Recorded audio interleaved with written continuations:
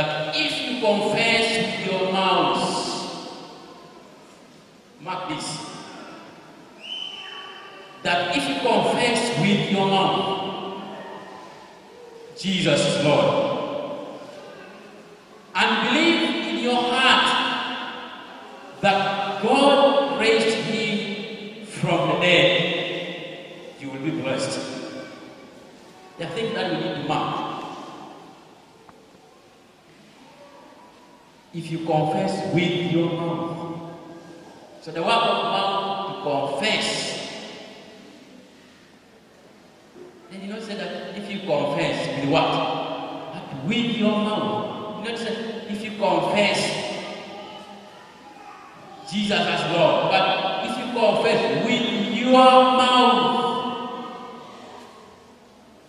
Ask your neighbor, have you confessed Christ as Lord with your mouth? The reason and believe in your heart that God raised him. Ask your neighbor, do you believe in your heart that Jesus is Lord? Ask your neighbor. And tell if you have not, please hurry now so that you will be saved. This reminds me. Sometimes we become friends and take long. You take long even to call. Then one day you pick your phone and you call. Seriously calling, this is now so one. And maybe I call at you. Broken my heart. Broken my heart again. Then someone picks. You start talking. By the way, who's this? Then you ask from where you mean you have been deleted my number. You don't know whom you are talking to. This reminds me that when you are saved, when you call someone, okay, this Susan calls, just speak. Say, hi Susan, how are you doing? Hey, long time. But if someone asks and you knew in your mind that your number is saved there, hey, questions. And it's not even bringing Garamnange, which you know. Yeah, you know. But it states that if you're saved, your number is saved. Someone says, hey, I missed a call from Susan. I should follow. And if the new number, then someone will visit. Therefore, Jesus wants to set our names in his phone book. So that when you call God, this Susan praying, this Susan calling. Because he says in Jeremiah chapter 3 verse 3 that call unto me and I will answer you.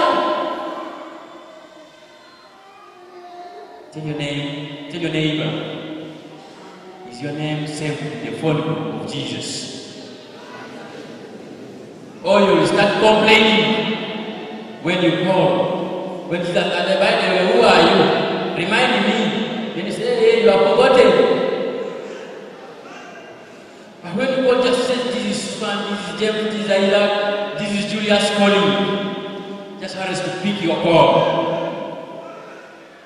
That's why sometimes you pray, your prayer is not answered. Because Jesus doesn't know who is praying. You are not saved in his phone book.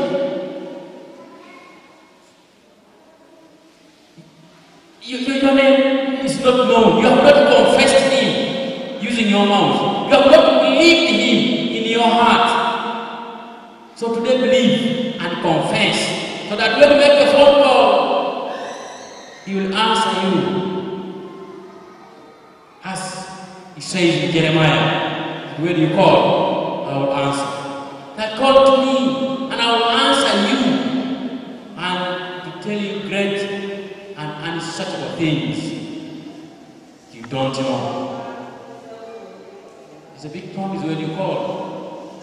Because when you call, you tell me, you know, I am fine, I've gotten a job. Hey, you say, oh, that's great. Tell your neighbor, be saved. Just tell your neighbor, be saved in the phone book of the Lord. That if you confess with your mouth that you are Lord and believe in your heart that God raised him from the dead, you will be saved. That's the procedure of being saved in the phone book of the Lord. To confess him and to believe. automatically you'll be saved. The Bible says that Jesus wept for Jerusalem. Luke 19, 41, 42. That Jesus wept for Jerusalem. In the midst of the praise of the moment, he knew in his heart that it wouldn't be long. That the same people who were crying for the Savior will betray him, will crucify him. There are certain things that the Lord is still weeping. You know, the children of Jerusalem, they wanted a king who will be our Savior, who will be our king, who will be our leader. Then that's the reason why Jesus entered into that holy city, in order to comfort them that he is a Savior, he is a ruler. As he approached Jerusalem and saw the city, he wept over it. Why? Because of the things. There are certain things that the Lord is still weeping in our families. Sometimes we believe in the Lord, again we believe in gods. Sometimes I see people praying. When people enter into the spirit of prayer, they even start speaking in tongues. They start speaking in tongues. In the place of speaking in tongues, their phones all rings. Do you know what will happen? Somebody will come to the phone and runs out. Because the ringtone is there. You know, people have different ringtones, their phones, with the reason.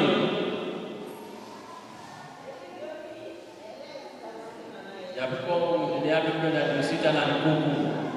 So when the call comes, somebody leaves even speaking in tongues. Hello, how are you? By the way, I'm in church. You don't know, by the way, I'm praying. Now, we have become the great. You're in the mood of speaking to God above all speaking in tongues. Then the phone rings.